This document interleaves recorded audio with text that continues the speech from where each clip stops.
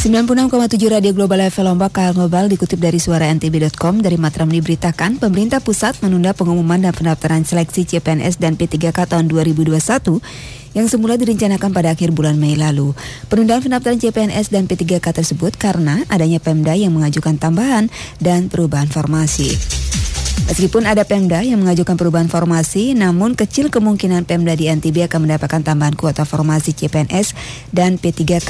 Hal itu dikatakan Kepala Bidang Informasi Kepegawaian BKD NTB, Dr. Anus Samsul Buhari PSI MKes, dikonfirmasi Suara NTB Jumat 4 Juni 2021 siang kemarin. Samsul mengatakan kuota CPNS dan P3K untuk Pemda di NTB sudah fix dari pemerintah pusat yang mengatakan sempat berkomunikasi dengan Kementerian Pendayagunaan Aparatur Negara dan Reformasi Birokrasi untuk konsultasi mengenai adanya perubahan yang akan dilakukan seperti syarat pendidikan. Samsul mengatakan Kementerian PAN-RB menyatakan sudah tidak bisa dilakukan perubahan. Dijelaskan kuota formasi CPNS dan P3K yang sudah diterima masing-masing Pemda sesuai dengan usulan yang disampaikan lewat e-formasi. Namun, mengenai usulan tersebut apakah disetujui semua atau tidak, tergantung Kementerian PAN-RB dengan melihat rasio belanja pegawai dan belanja publik masing-masing daerah.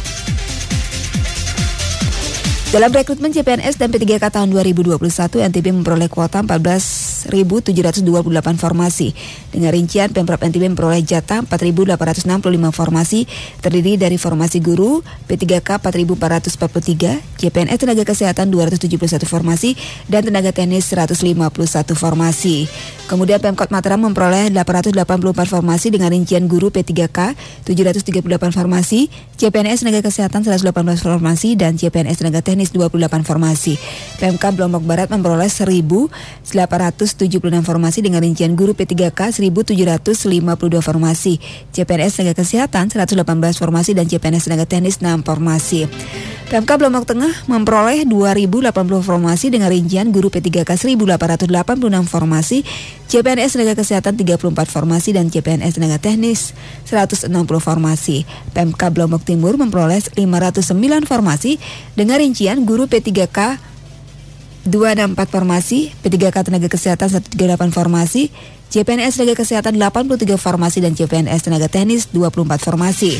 PMK Lombok Utara memperoleh 479 formasi dengan rincian guru P3K 284 formasi, P3K tenaga kesehatan 113 formasi, CPNS tenaga kesehatan 27 formasi, CPNS tenaga teknis 46 formasi, dan P3K tenaga teknis 9 formasi. Pemkab Sumba Barat memperoleh 617 formasi dengan rincian guru P3K 337 formasi, P3K tenaga kesehatan 57 formasi, P3K tenaga teknis 2 formasi, CPNS tenaga kesehatan 199 formasi, dan CPNS tenaga teknis 22 formasi.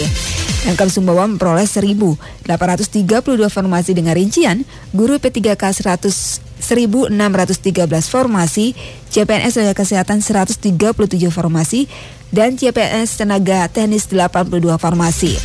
Pemkab Dompu memperoleh 1.020 formasi dengan rincian guru P3K 630 formasi, P3K tenaga kesehatan 1 formasi, P3K tenaga teknis 12 formasi, CPNS tenaga kesehatan 247 formasi, dan CPNS tenaga teknis 130 formasi. Selanjutnya, Pemkab Bima memperoleh 275 formasi dengan rincian guru P3K 90 formasi, P3K tenaga kesehatan 9 formasi, P3K tenaga teknis 12 formasi, CPNS tenaga kesehatan 134 formasi, dan CPNS tenaga teknis 30 formasi. Dan terakhir, Pemkot Bima memperoleh 301 formasi dengan rincian guru P3K 181 formasi, P3K tenaga kesehatan 1 formasi, P3K tenaga teknis 46 formasi, CPNS tenaga kesehatan 57 formasi, dan CPNS tenaga teknis 16 formasi. Samsul mengatakan pembukaan rekrutmen CPNS dan P3K kemungkinan akan dibuka paling telat 2 minggu sejak informasi adanya penundaan di akhir Mei lalu.